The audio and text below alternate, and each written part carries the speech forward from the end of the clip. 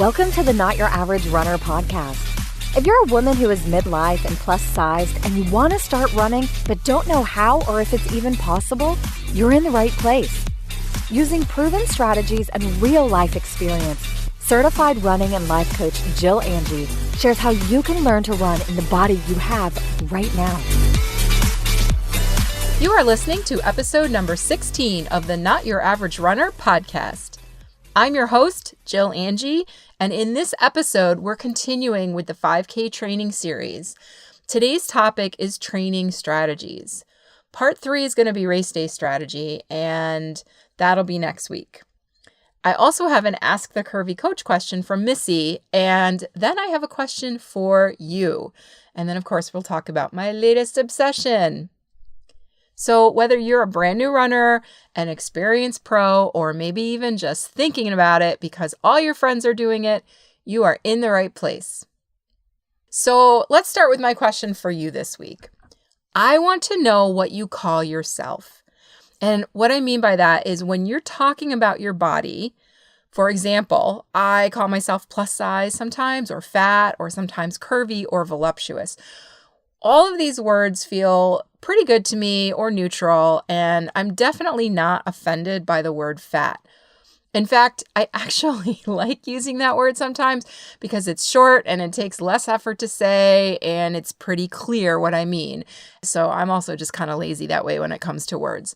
But if I'm being honest, I do use the word plus size frequently because I think it's the word that most people it's very clear what I mean. It's not polarizing like the word fat is, but it does indicate that my body is maybe larger than, what you might see on Instagram. So anyway, plus size does annoy me a little bit because it implies that my size is somehow, and I'm using finger quotes here, outside the norm, that it's like an exception to the rule and that, the fashion industry needs to accommodate us. And spoiler alert, what the media and fashion industry consider to be plus size is actually the average woman's size today. I mean, it's like a 14 or a 16 is what the average woman is. And plus size is really considered anything size 12 or larger. So that actually means that more women are plus size than not, but yet we still use these words that imply those sizes are out of the ordinary. And this kind of gets to me a little bit. But on the flip side, I like the thought of plus size being something fabulous, right? It's plus, it's more, it's extra. And I am nothing if not extra. I'm loud and I'm boisterous and I'm proud of it. So from that perspective, I guess I do kind of like plus size, but in general, the origin of the term plus size comes from the fashion industry, and it does have that implication that we are not, that we're outside of the standard sizing. And I don't necessarily love that connotation, but everybody is different and everybody has words that they like to use that make them comfortable, that make them uncomfortable. And I'm trying to find out what everyone else thinks. So I'm curious which words you use to describe your body. I mean, do you use fat? Do you use plus size? Do you say thick or fluffy or chubby, stocky, Rubenesque, voluptuous, curvy, something else? I would really, really like to know what your words are and why you like those words. So feel free to hit me up at podcast@notyouraveragerunner.com. That's the email. Or shoot me, drop a post in the Facebook group that you can also find, facebook.com/join the community. Join the Facebook group there, or if you're already a member, I would love to hear from you. I would love to know, if you have more than one favorite or which ones make you cringe and why do they make you cringe. So like I said, hit me up in the Facebook group. Let me know, tag me in an Instagram post. And I'm just really, really curious. So let me know what you're thinking. Okay, and real quick, before we get into the Ask the Curvy Coach question this week, I need to share a really fun story with you. Now, I want you to file this under the You Never Know Who You Might Inspire file, because my podcast producer, Pavel, he listens to every single episode. And in fact, I even answered his question in episode 6 about fitness trackers. But anyway, he's been listening along, and he just told me last week that hearing about running every week this constantly being in this mode of like listening to me talk about running has actually inspired him to start running himself. And I just think that's so awesome. And I mean, honestly, I hear that stuff like this all the time, sometimes from friends on Facebook or whatever, or sometimes from clients that I'm working with or people in the Facebook group that, they've been out there running and somebody in their life has been watching them and got inspired and excited to do something that they wouldn't have necessarily done otherwise. So I just think that's a great reminder for all of us that every time you go to the gym, every time you go outside and run, every time you talk about your running or you post it on Facebook or something like that, you are showing other people what is possible for them. And you might be helping somebody else to get started running just because you're doing it, right? And so you just never know who you're going to inspire. And I think that's why it's so important for all of us to get out there and do our thing and be the rebel runners that we are. Okay, so let's move on to Ask the Curvy Coach. And this week's question comes from Missy. And she writes, before I was a runner, I would skip days washing my hair.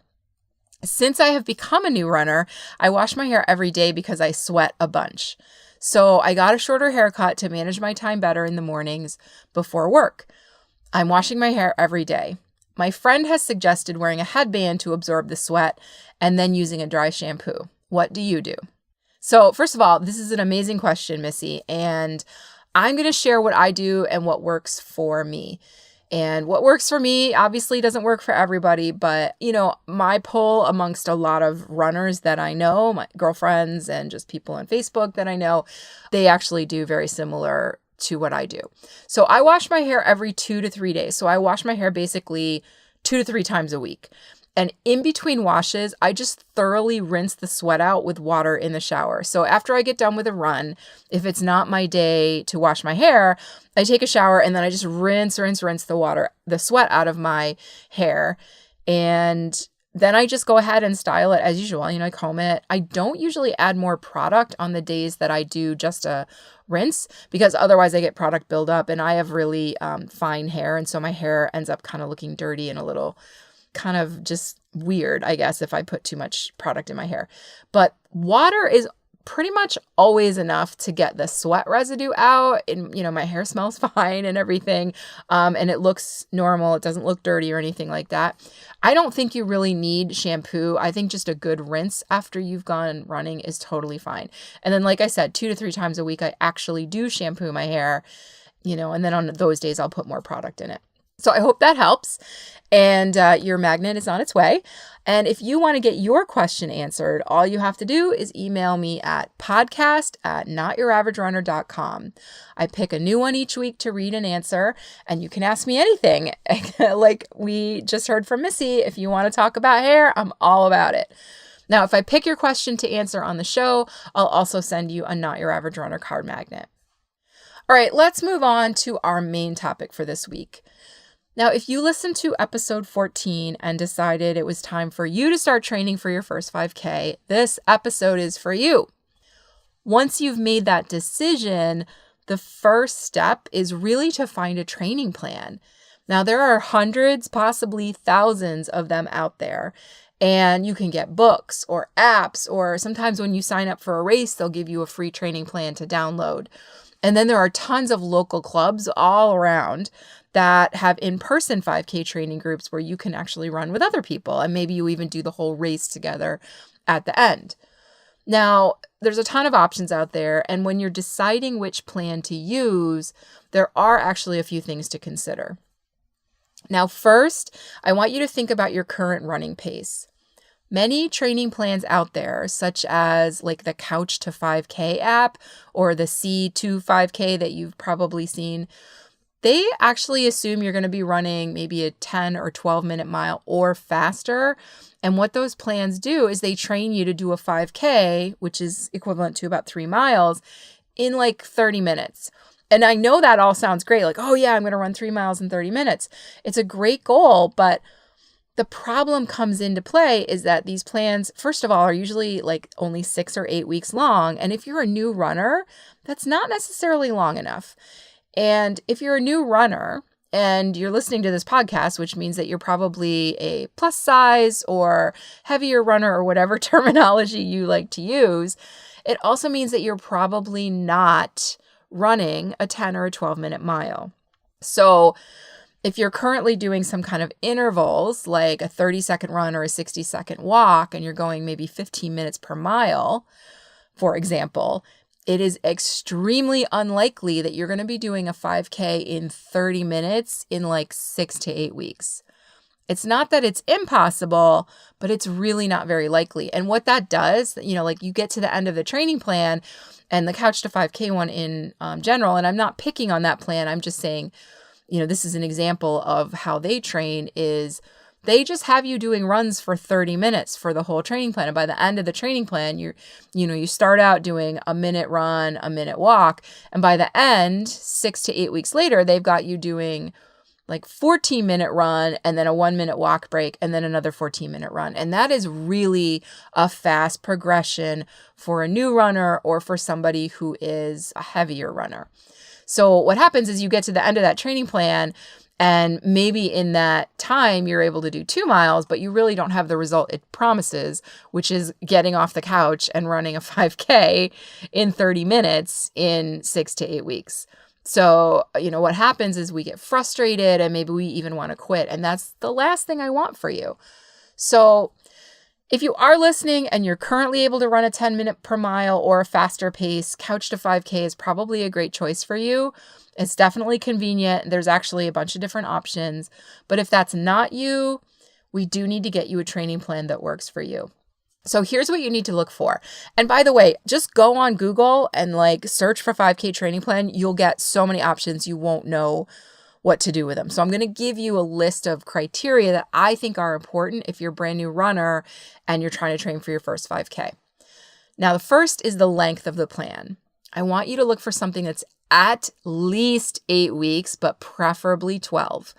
And this is really kind of important, especially if you're not currently doing 3 miles on the regular. Taking a little bit longer, a little bit fewer, or taking more weeks to train means that you're going to ease into it slowly and have a much lower chance of getting injured. So that's something you want to look for. 8 weeks is acceptable, 12 weeks is much better. Now, your training plan should have you running. And when I say running, I mean run/walking. So interval running or just straight running. But I want it to have you do at least 1 run a week where it's 3 miles. And maybe not for the first month of your training plan, but at least for the back half, at least for the second month and the third month leading into the race, you want to do 1 run a week that's 3 miles. Okay. The other runs can be shorter. That's totally fine. You also want a training plan that doesn't have a pace requirement. So that means, the Couch to 5K kind of has a pace requirement. You kind of have to be doing a 10-minute mile to complete their program. And so you want to look for one that basically just gives you the mileage that you're going to be running and doesn't tell you how fast you have to do it. And that applies to training groups as well. And we'll get there in a moment.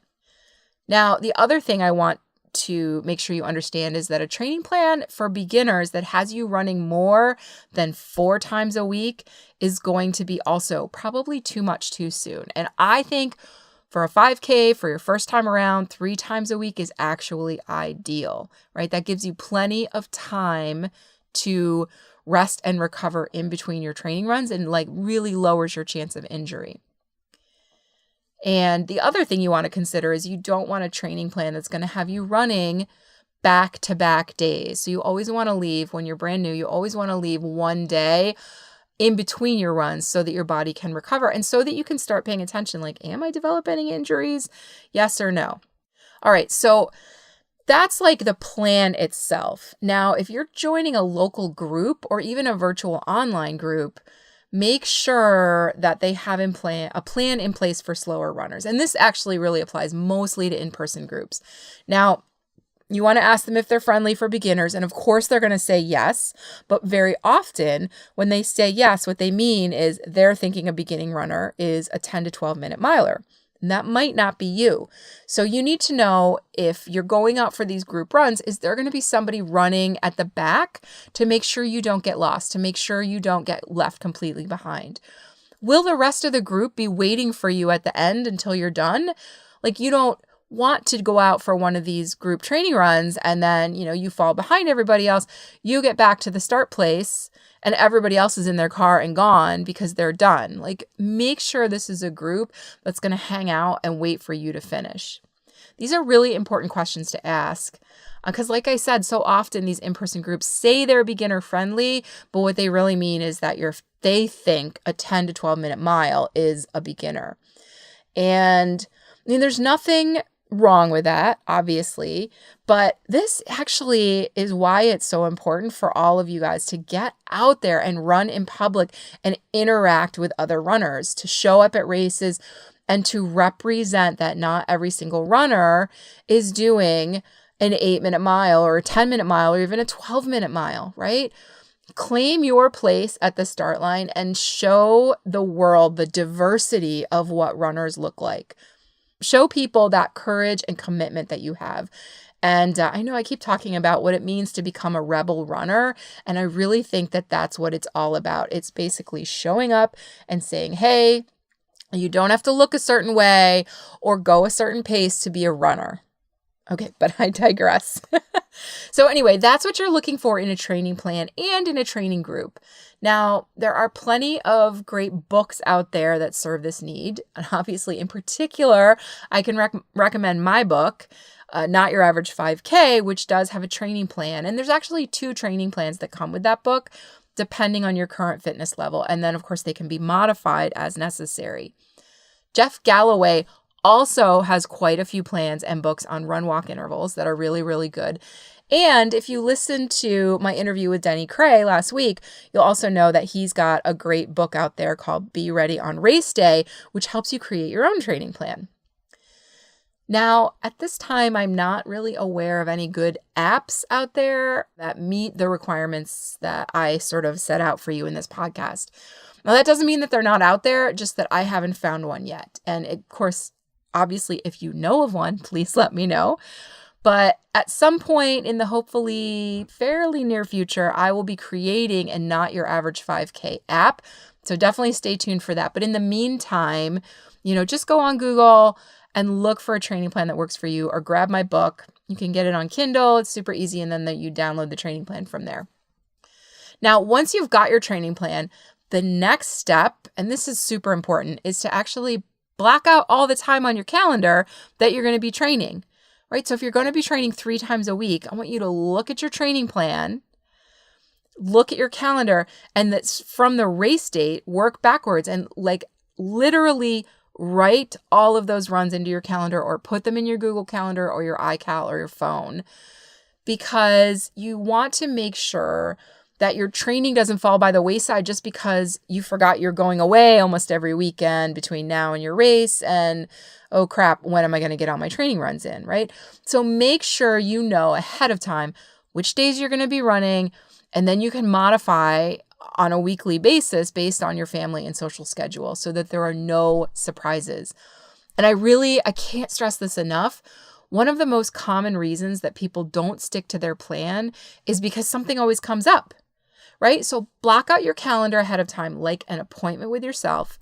And yes, there may be things here or there that happen, but if you have it all planned out ahead of time, there's a lot less likelihood that things are going to come up because you're already going to know about them. Now, if you have a shared family calendar, go ahead and put it on there too, and make sure your family sees this as a priority for you. This is going to help them respect the time. And if you show them it's important enough to you to schedule it in ahead of time, it'll be important to them as well. And honestly, let's get real here. 5K training doesn't take that much time.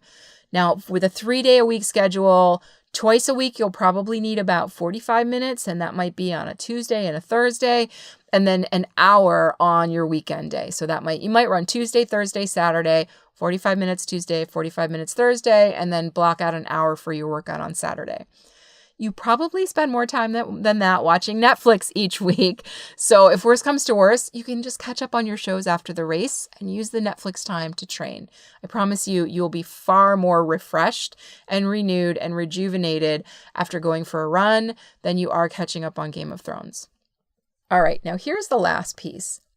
There are going to be days when you just don't feel like following your training plan, that you'd just rather sleep in a little later or go out for happy hour after work or whatever. And here's the thing, just know ahead of time that it's going to happen, okay? It's not a matter of if, it's a matter of when. And when it happens, you're just going to say to yourself, oh yeah, I knew this would happen, but I've decided I'm just going to go anyway. Okay? Just decide it ahead of time that you're not going to listen to your 5 a.m. sleepy self because she has terrible judgment, right? You're going to listen to your 7:30 a.m. self that just got her run in before work and is really freaking proud of herself. And you actually can do a lot to prepare for that. Like, for example, putting your alarm clock on the other side of the room, packing your gym bag the night before, planning, I love this one, plan to meet a friend for your run, and preferably someone who's going to publicly shame you if you don't show up. So like eliminate all of the obstacles ahead of time and you're going to have a lot more success. And then again, just remember, like there's going to be plenty of days where you don't feel like doing it. Doesn't mean anything's gone wrong. Doesn't mean you lost your mojo. It just means you're normal and you're human. And you're just going to say to yourself, that's right. I knew this was going to happen. I'm going to go anyway. So there's one more thing that I want to cover, and that's about your pace. So remember, if this is your first 5K, your only goal is to finish it, right? Finish it feeling good. You don't need a goal time. You don't, just plan to get yourself from the start line to the finish line. That's all you need to do. The time that it takes you to do that is irrelevant. There will be plenty of other races to work on that. And for right now, your goal is just to finish feeling good. So when you're training for your race, I want you to remember that. So there's going to be no judgment from your inner mean girl of how long it takes you to do your training runs or making comments to yourself about your speed. None of that is allowed. And if your inner mean girl starts her shenanigans, you tell her I said to shut the fuck up, all right? She is not your trainer. She is not your coach. I am. And I say whatever pace you run is absolutely perfect. Here's your challenge for this week. I want you to go out right after this podcast, Google training plans or download Not Your Average 5K and grab the plan out of that book, and then schedule all of those individual runs into your calendar and then get out there and get busy. Next week, I'm going to cover everything you need to know to make race day the best day ever. So I want you to make sure you come back for that. Okay, this week, my obsession is Instagram. And to be clear, I'm always obsessed with Instagram, but I'm really extra obsessed with it this week. And that's specifically, I'm loving following all of the body positive and plus size fitness accounts that I can get my hands on because there's so many out there and they're really setting an example of what is possible. And now one thing I know for sure is that when it comes to social media, we really absorb what we see a lot of and we compare ourselves to it and begin to believe that it's the norm, right? So if your feed is filled with ripped bodies doing one-handed push-ups in a bikini, your brain is going to get the message that you should be doing that too, that it's the thing to aspire to.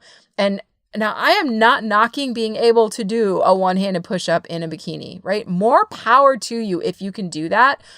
I just think there are other things in life to aspire to, especially if you're new to this running journey, like being kind to yourself and others and learning to love your body as is instead of needing it to change so you can be happy. Now, one way to do that is to fill your social media feed with people who are doing exactly that, right? People who are rocking the body that they're in right now and people who are super inspiring and people who are fit and just like really showing you an example of what's possible for you. Now, off the top of my head, I'm going to list out some of my favorite accounts. And of course, if you don't follow me on Instagram, you can look me up at Not Your Average Runner. I'm totally there and I've got all kinds of good stuff on there. But I want to share some of my favorite Instagram accounts with you. And if I'm missing any of your favorites, let me know. And of course, the spelling of some of these is a little funky. So I've made sure to go into the show notes, or make sure that you go into the show notes, because I'll have all of the spelling and the links in there so that you can make sure you're following the exact accounts that I'm going to lay out for you. Now, the first one is, of course, Myrna Valerio, and she's on Insta at the Myrnavator, and you might remember her from episode 12. Then we have Martinez Evans of at 300 pounds and running, and Latoya Shante Snell of at Running Fat Chef. And stay tuned, because both Martinez and Latoya are going to be on the podcast in a couple weeks, and you do not want to miss that interview because it's super fun. We also have Megan of at Body Posy Panda, and she's one of my favorites because she has got rainbow hair, and every time I see, and she wears bikinis all the time, and I'm just telling you what, like, she's just the cute as a button, and I love everything about her. And so every time I see her photos come up in my feed, I'm like, yay! All right, next is Melissa of at Yours Truly Melly, and Truly is spelled Truely. I also follow at Fabu Plus magazine, and you may have seen me. I've written a few articles for them, and oh my gosh, such a great magazine, such a great body positive resource. I also love Anna Guest Jelly of at Curvy Yoga, and also in the yoga vein and the self-love vein, Jessamine Stanley of I Am Jessamine.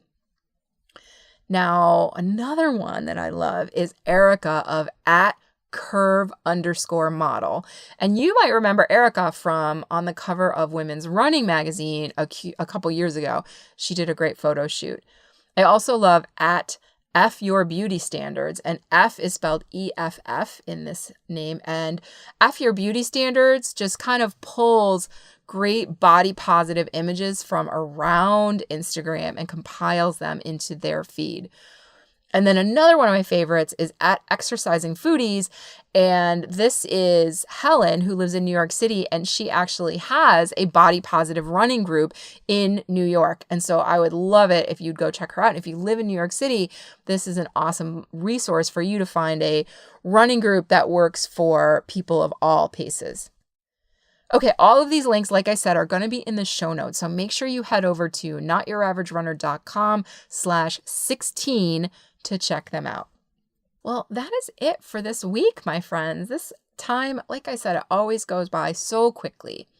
So if you're a brand new runner, or you just want to email me each week, or I'm sorry, if you just want me to email you each week with inspiration, tough love, or to find out where Not Your Average Runner is going to be traveling next, I want you to head over to notyouraverage_runner.com/start, where you can sign up for a 1-week jumpstart plan. And what'll happen is you'll get a few emails from me giving you some guidance on how to get started. And you'll also start getting weekly emails from me about, everything that's going on with Not Your Average Runner, and lots of tips and help and guidance on how you can be the best body positive runner out there.